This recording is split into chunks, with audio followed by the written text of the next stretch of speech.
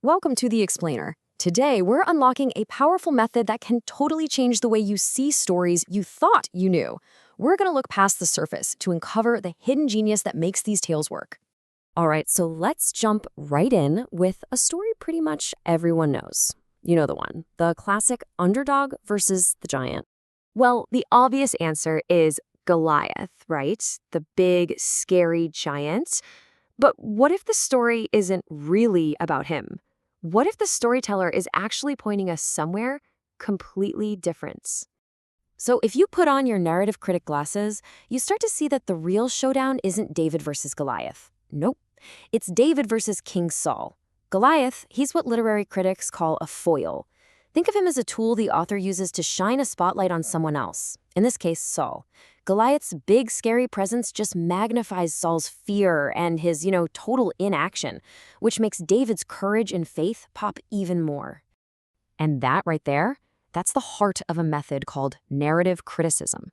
It's all about looking at the story, not just for what happens, but how it's all put together. So instead of, say, digging around for historical clues about how the story came to be, narrative criticism treats the text as a finished piece of art. It asks this really simple but kind of profound question.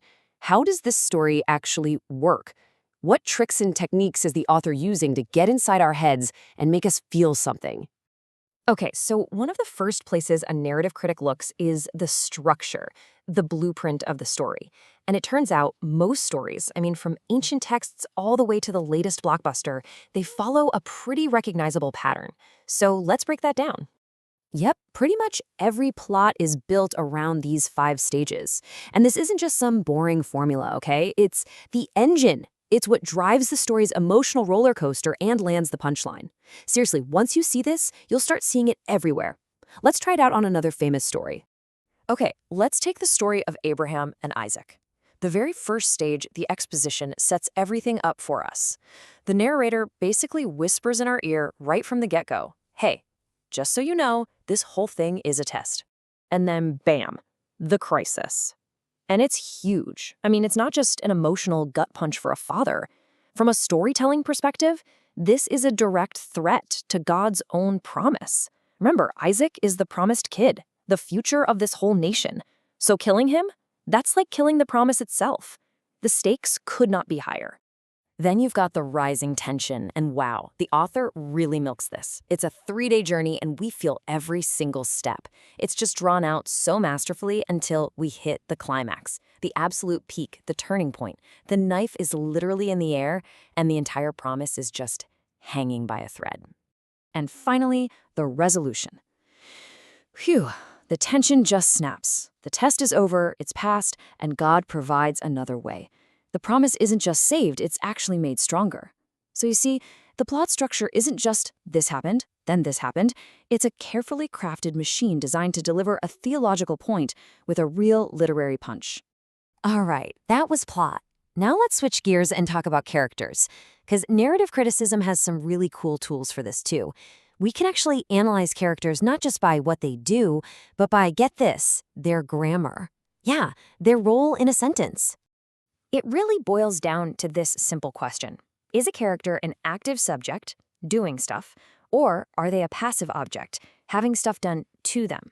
Just by asking that, you can uncover the author's entire game plan for a character. It's wild. All right, let's put this tool to the test. We're going to look at a figure who you'd think is a pretty major player, Satan, in the Gospel of John. Okay, get this. In the entire Gospel of John, Satan, or the devil, is mentioned just 7 times. 7. Right off the bat, just counting the mentions, that should make you think, maybe he's not the main character I thought he was. So let's look at how he shows up. In this example, the word devil isn't actually doing anything. It's just part of something Jesus says. It's being used as a label, to describe Judas. He's not an active character here. He's more like a descriptive adjective. Okay, now this is the crucial part. This right here, this is the one and only time in the whole book where Satan is the subject of an action verb. That's it, just once. Every single other time, he's just being talked about or he's the object of an action. That is a massive narrative clue from the author. So when you lay it all out like this, the pattern just jumps out at you, right? The author isn't really using Satan as a main villain who's constantly doing things. Instead, he's used as a narrative shortcut. He's there to explain the motivations of the human characters, like Judas or the Pharisees. And whenever he's called the ruler of this world, it's always in the context of him being defeated. So yeah, he's a huge theological figure, for sure. But from a pure storytelling perspective, he's a minor character.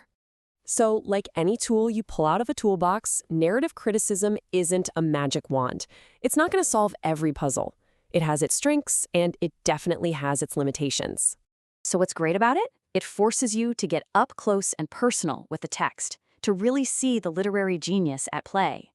But the flip side is, because you're so focused on the world inside the text, you can sometimes forget about the world behind the text, the actual history and culture where it came from.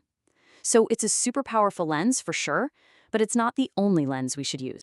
So what's the big takeaway here? What does all this mean for you? Well, narrative criticism is basically an invitation.